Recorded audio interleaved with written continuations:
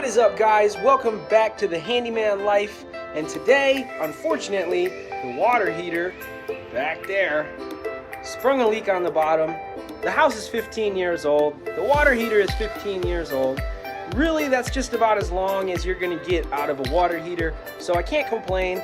I knew it was kind of coming, no big deal. Ran to the store, got a new water heater already. So next step is to kind of prep this area. Obviously the car is in the way, that bike is in the way, the water softener is in the way. I really just got to get this stuff out of the way so that I've got room to work. So we're gonna get started with that. Just as some other prep work, I already drained the old water heater. I had that going earlier. And so I just unhooked this hose. There's the new water heater up in the truck. This was all flooded before, but it's pretty dry now that I drained this thing. All right, guys, so first things first, this tire keeps going flat on me, unfortunately, but it'll hold air long enough to push this thing out of the way and get it back in.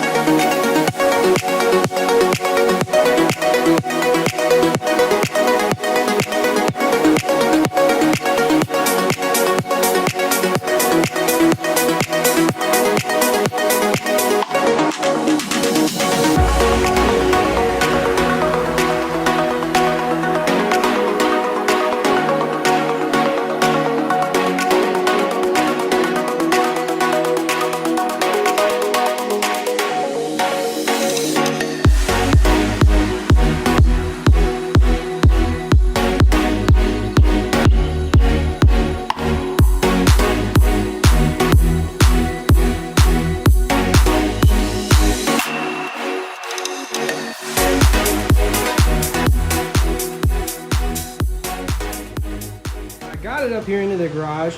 I got it unboxed. This came up with some good stuff. It came with these nice foam insulators for the piping, even one for the overflow valve. We went with the Rheem Performance Plus water heater for the house here. It's a direct replacement, really. It's got 50-gallon capacity, 40,000 BTU. It's obviously gas powered. One thing I'm noticing that's different from the last one is the location of the overflow valve. So we'll have to do a little bit extra plumbing on that. No big deal. Everything else is looking good. So I think this thing is gonna fit up into our spot fairly easily as far as the dimensions are concerned. All right, real quick, before I load this thing up to get thrown out, I just wanna show you guys what these water heaters do over time. Just because of hard water and the sediment, you can see this is really bad. And so this is the type of thing that, you know, obviously if you have a water heater in your house, not out here in the garage, if that bursts out of the side, I mean, you'd have 50 gallons of water all over your floor real fast.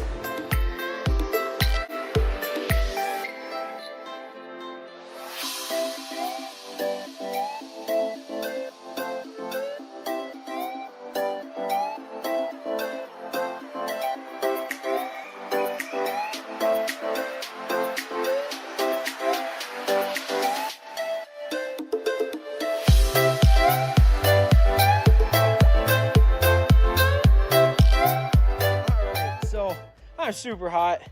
I got a bunch of work done so far, but before I install the new one into place, I think it's about time to take advantage of this sunshine and go for a dip.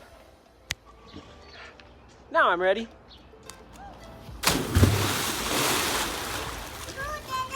Woo! Woo! All right, that was a nice refreshing dip in the pool. And so now we got to get back to work on that water heater. All right, so I'm back out here in the garage and we're gonna finish up this water heater install. I'm gonna do a couple of prep items quick before putting it up into place. I'm gonna wrap some Teflon around the connections at the top and just a couple other things, make sure this thing is good to go.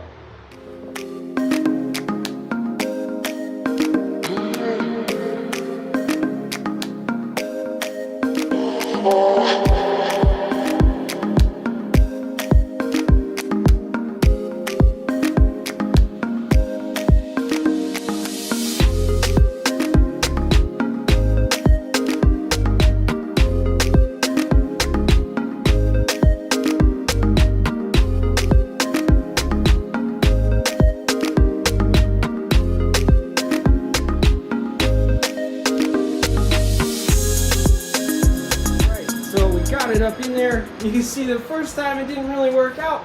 I was able to basically lift the whole thing the first time myself, but we put it in with this on the back side, and I thought that I'd easily be able to just, you know, spin the whole thing and bring that to the front, but it would not spin in that place. So we had to pull it back out and put it back up again, and now we got it in place. So that was the hardest part. I got the pan under here now, which definitely needed one of those before. I got some more Teflon around the gas fitting, and all that's left is to just hook these connections all back up. So let's get that done, and then I'll put this water softener back in place and get the water turned back onto the house so I can take a shower.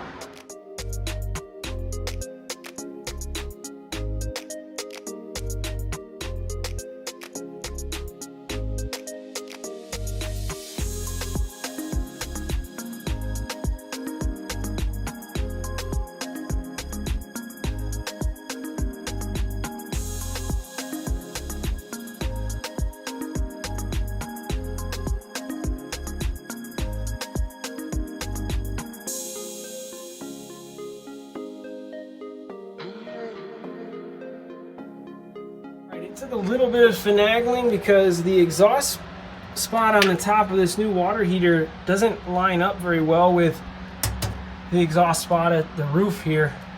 You can see they definitely shifted this thing to the right a little bit from where it should be. And so I remedied that by cutting this tube down here. You can kind of see I cut it at an angle so that it would still sit around the lip of where we need it and go up into the top tube so the exhaust can continue to move out through the roof. So I got the cold water connection tight, the hot water connection tight. I just got to get a screw for here and then on the other side back there, and the exhaust will be all done. The gas line is all hooked up. I can't turn the water back on yet because, well, I tried and it all came out of this tube here. Forgot about that part. I wish I just had like a valve to shut that off because the water softener isn't working right now anyway. It hasn't since we bought the house, and to be honest, I'm really not a big fan of soft water, so I never really worried about it. For now, I just put it back in place, and then that way the water can circulate through and not leak all over my garage. We're almost there, we're almost done. I'm super excited, this thing's turning out great, and we'll be able to test it here in no time.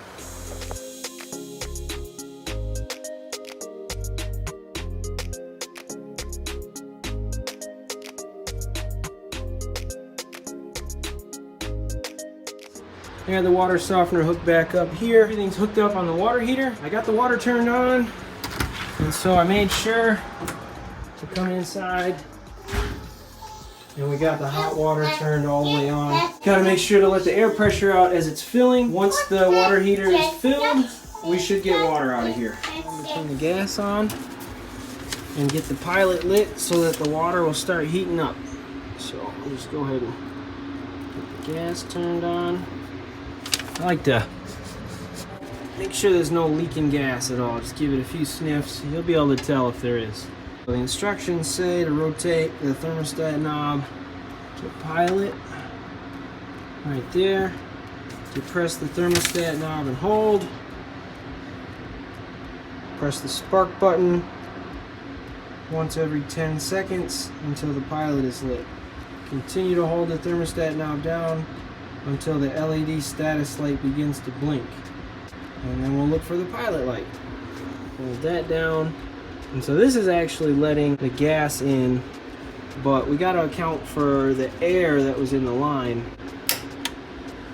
Click that, count to 10. This might take a second. Alright, so now that that's blinking and we've got our flame inside, we're going to let go of the knob up here and just turn it to hot. And we got flame. Heck yeah.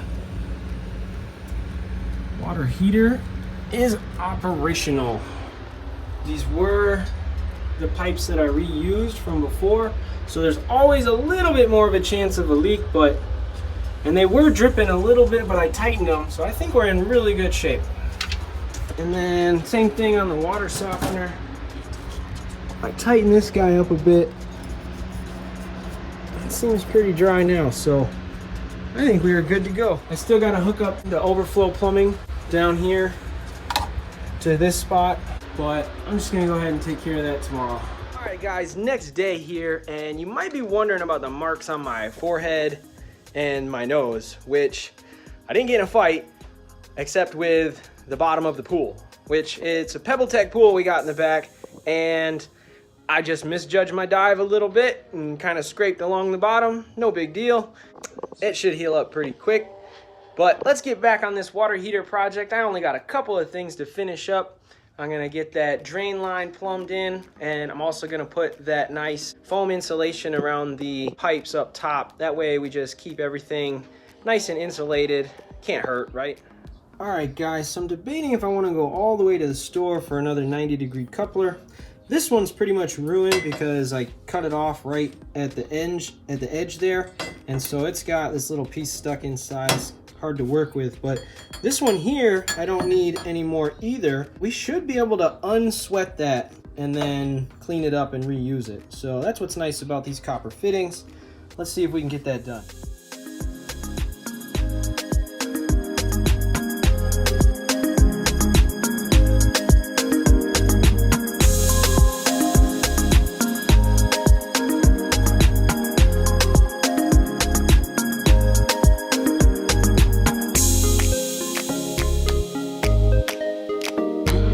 Pretty easily, just get it nice and hot, and you can usually just unsweat those right apart. And so this guy here is perfectly reusable as long as we make sure we get enough solder in there.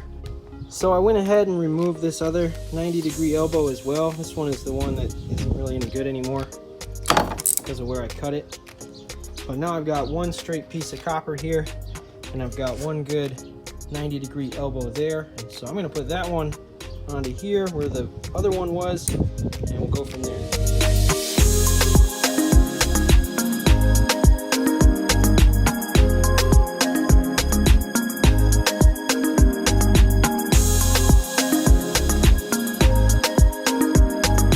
So I got the 90-degree elbow sweated onto this piece, and I came over here and I cleaned up this little stub coming out of the wall. Obviously, there's really not a whole lot to work with there, but I think I got just enough. So that'll go on there, and then this is gonna go up and attach to that. Let's just make that happen.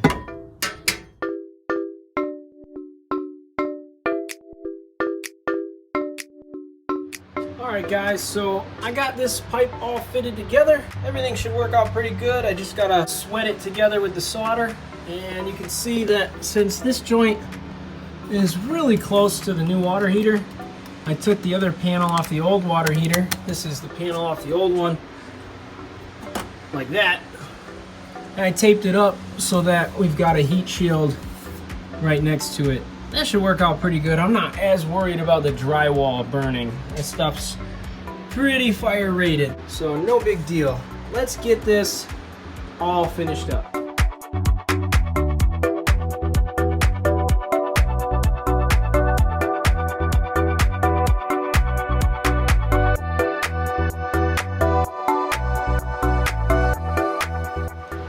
Guys, so that is going to completely finish up the water heater project. I may run a little bit of PVC out of that down to the ground, just down the corner there, but I don't think the new water heater is going to spring a leak out of the bottom anytime soon.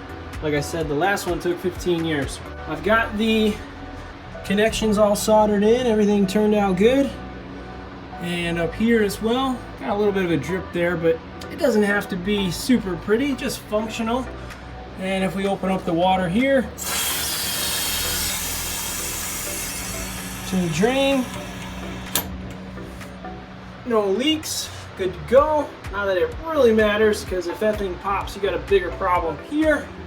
I got the insulation on the pipes, and all this is super secure. I didn't end up using any screws in here because, I mean, that thing is not going anywhere. So I think that's gonna wrap it up for the water heater project. We got our blue blinking light. I got hot water in the house. The hot water actually didn't take very long at all. It was like 2 hours after I turned it on and we had hot water, like hot. So that's super cool. That tells me that this thing's probably pretty efficient and will do us really well over the next 15 years. And so we've got plans in the future to Airbnb this property, but that's gonna be a little bit in the future. So that's gonna wrap it up for today's video. Thanks so much for tuning in. I hope you liked it. If so, go ahead and hit that subscribe button. Make sure your post notifications are on so you don't miss out on any other projects. You can find me on Instagram at The Handyman Life. I usually put some hints on there before YouTube. I appreciate all the love and support. Drop your comments down below. Tell me what you think, and I'll catch you guys next time. Remember, you can do anything you put your mind to. Peace.